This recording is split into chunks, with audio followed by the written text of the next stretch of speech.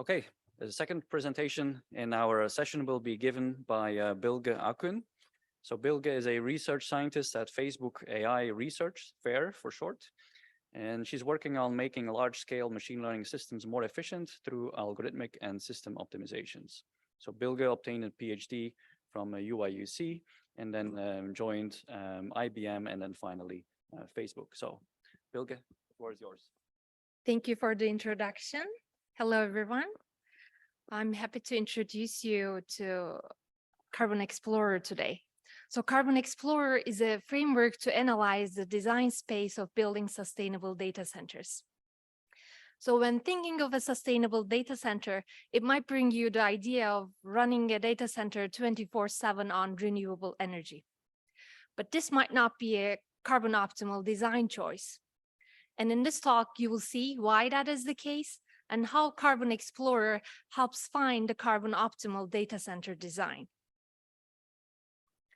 So one of the fundamental reasons on why running on renewable energy 24/7 may not be carbon optimal is that renewable energy supply is highly intermittent.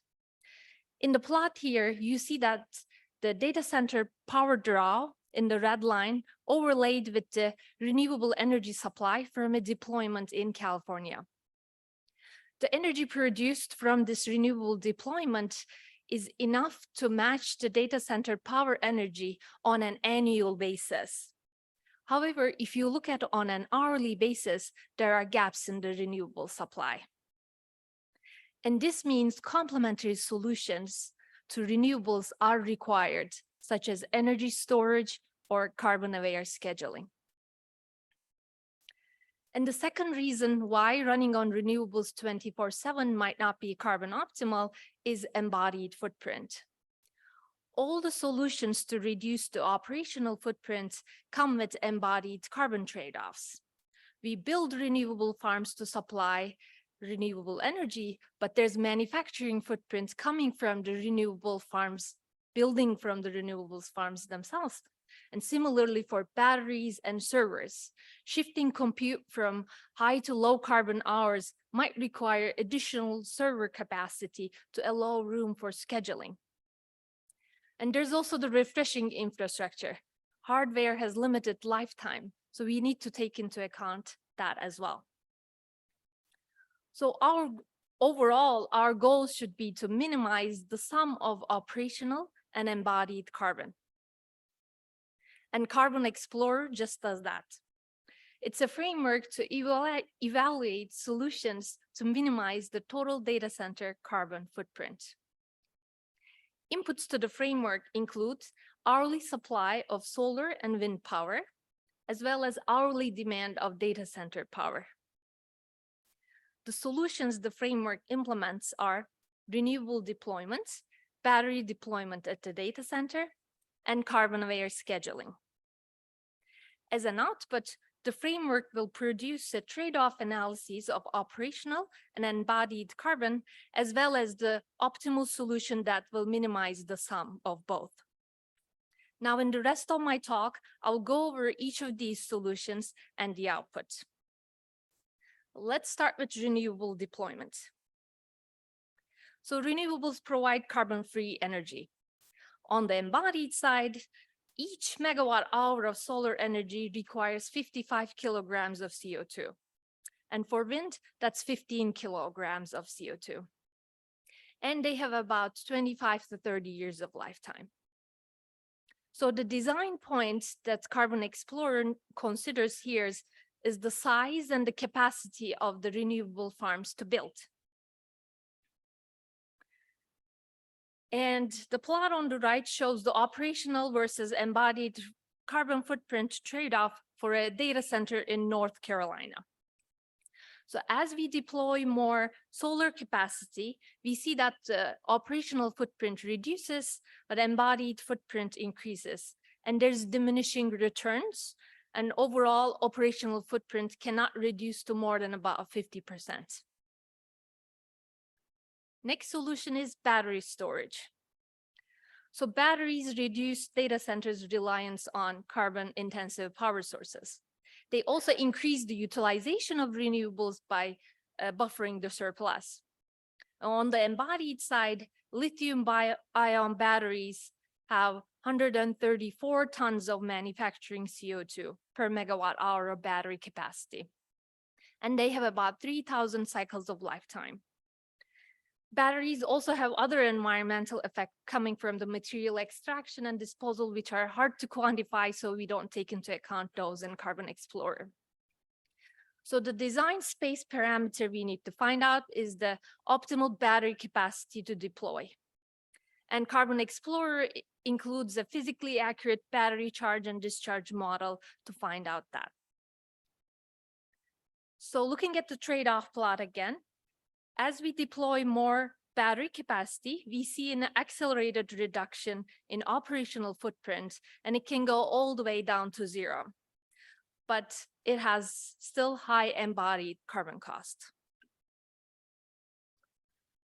Now, the third solution we are going to look at is workload management or carbon-aware scheduling. So carbon-aware scheduling means shifting the workloads from times where there's less renewable energy to times where the renewable energy supply is abundant. On the embodied carbon side, this might require additional server capacity to allow room for scheduling. In this figure here, you see an example of that. The earlier flat power usage now become to have more pronounced peaks and valleys due to balancing power. Another design point we need to consider here is the delay tolerance characteristics of the workloads. Carbon Explorer uses a parameterized percentage of power to represent the power of the data center that can be shifted across time within a day. So looking at the trade-off plot again, we see that the carbon-aware scheduling is an effective way to reduce the operational footprint with less embodied carbon cost compared with batteries.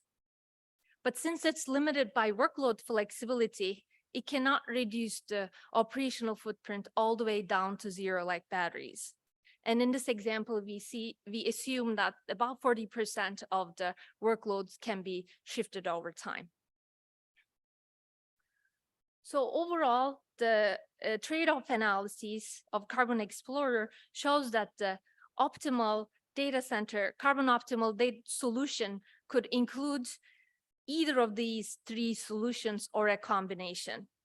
Now we are going to look at the solution that will minimize the sum of operational and embodied footprint. Now, in order to do that, we will apply each of Meta's data center locations to Carbon Explorer. The map here shows the data center locations of Meta in the US, and we map each of the data center to their local grid to find the renewable energy characteristics per region. And so the plot here now shows the carbon optimal design. On the x-axis, you see the total carbon footprint per megawatt of DC capacity. So lower is better. The reminder, this is the point where the operational and embodied footprint is minimized. And on the x-axis, you see the data center locations categorized into three: majorly wind, majorly solar, and hybrid regions. So we have data centers represented in each region.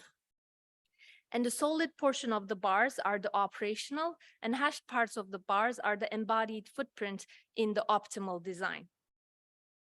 So the first takeaway here is that the data centers located with wind power have significantly lower overall footprint. We also define another metric called 24/7 coverage percentage. So this is the percentage of the times that the data center is running on renewable energy in the optimal design. So you see that it varies from 37 to 97% for different data centers locations. So there's a big variation from region to region, and none of it is at 100% yet. Now, we add batteries on top of renewables. So batteries reduce the total carbon footprint significantly, but still we see only three out of the 10 data center locations reach to 100% renewable coverage in an optimal way. And that's because of the high embodied carbon costs.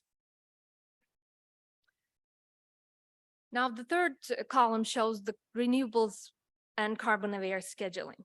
So carbon-aware scheduling is an also effective way to reduce the total carbon footprint and increase renewable coverage, but none of the locations is able to reach to 100% alone just with carbon-aware scheduling.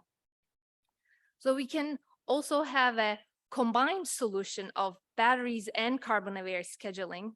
This makes 4 out of the 10 regions reach 100% coverage in an optimal way.